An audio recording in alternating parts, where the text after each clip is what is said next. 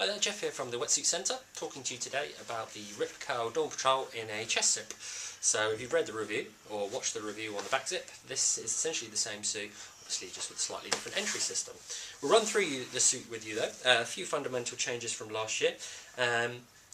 Really good sort of restyling of the suit for this year as well. It looks rather nice. It's got a bit of blue flashes in there around the front and around the back. So it's a good looking wetsuit for this year, and it was very popular last year because it's a very cost effective chest zip wetsuit. Nice and easy to get in and out of. Fundamental things about this suit is the use of high quality neoprene. So although the suit is priced quite well, quite low in the wetsuit market, you do get a lot of this E3 neoprene. Those of you who are familiar with E3 will know that it's Rip Curl's stretchiest, most high quality neoprene, so a huge amount of flexibility. With this particular suit you do get that, but you only get it in the upper body or the key areas where you need maximum flex. The difference between this year and last year is you get a little bit more of that E3 running through the suit. They've introduced it into the lower part of the leg, which will demonstrate when we turn the suit inside out for you. The seams themselves are GBS seams, glued and blind stitched, and what that basically means is that two pieces of neoprene are butted up together, stitched on one side halfway through, and then glued on the other to seal off the wetsuit and stop any water getting through. Around the wrists and cuffs, or any sort of stress points on the suit where the suit might pull apart, they then double stitch and tape just to make sure that it's not going to fall apart. So lots of detailing on that, which you'd expect from high-end suits which Rip Curl make. As we say, further down on the suit you've got the standard grade neoprene, which isn't quite as high quality, but having said that, it's still very flexible and still gives you lots of movement throughout the suit. Again, we'll be able to see that when you turn the suit inside out. Got a stash pocket on the leg, so you can keep your key. And you've also got Duraflex knee pads, which is a hard-wearing material which stops the knees wearing through. Especially useful if you're learning to surf or learning to sort of get into any other water sports. Gives you more of a shelf life in the suit. Smooth skin on the front, and you also get smooth skin on the panel on the back as well. That's a sort of more of a rubbery material, and basically what that does is stops the wind penetrating the suit and making you cold on your chest and around your kidneys. Obviously the fundamental difference between this suit and the back zip is the entry system. Chest zip entry system becoming more and more popular with people that want more flexibility from a wetsuit. Basically, the chest zip system negates the reason to have a zip on the back, which then gives you more flexibility in the back of the suit, which is especially useful when you're paddling.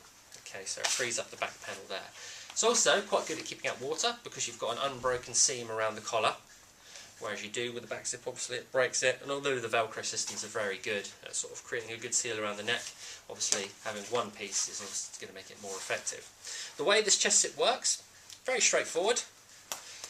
The chest zip is essentially sewn over the inside of the wetsuit, and what you get is this panel attached on the back here.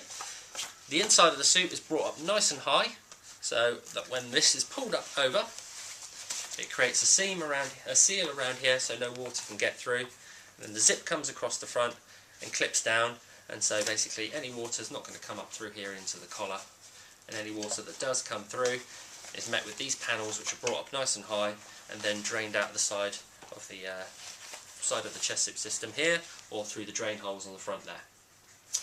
They dip this central section around the back as well, just to give you more flexibility in the back there as well. So you get lots of stretch properties in the back there.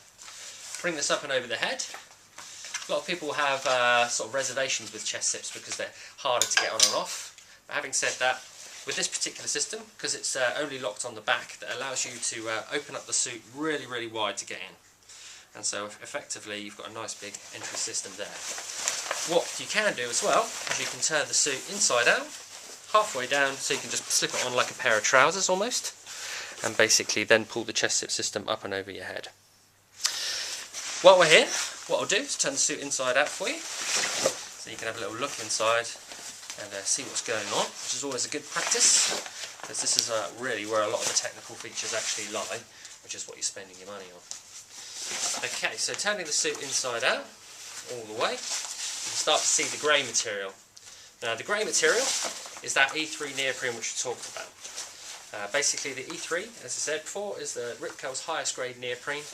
Really, really stretchy, really, really soft to the touch, and that's used in the whole top part of the suit. Loads of flexibility. Further down you've got the black material, which is the standard neoprene. But then you can see this year, well, you've got the extra E3 running through the suit in the crotch region, so it gives you lots of movement there. Side of the legs and around the legs here as well, so it's not going to be hard to get on that you might do with the cheaper suit. Again, more of that critical taping all around the areas so we'd expect the suit to be a little bit more vulnerable around the chest panel and that sort of area here. Lastly, here's the actual orange panel here. Now, sort of five years or so ago, this actual material was introduced, which is a polypro material, and you would have only found this in top-end suits, you know, sort of 200 quid plus. But now it's come down through the line and now comes into the entry-level suits like the Dawn Patrol. And so this material is like a polypro thermal material. What that does is stops any heat leaving the wetsuit,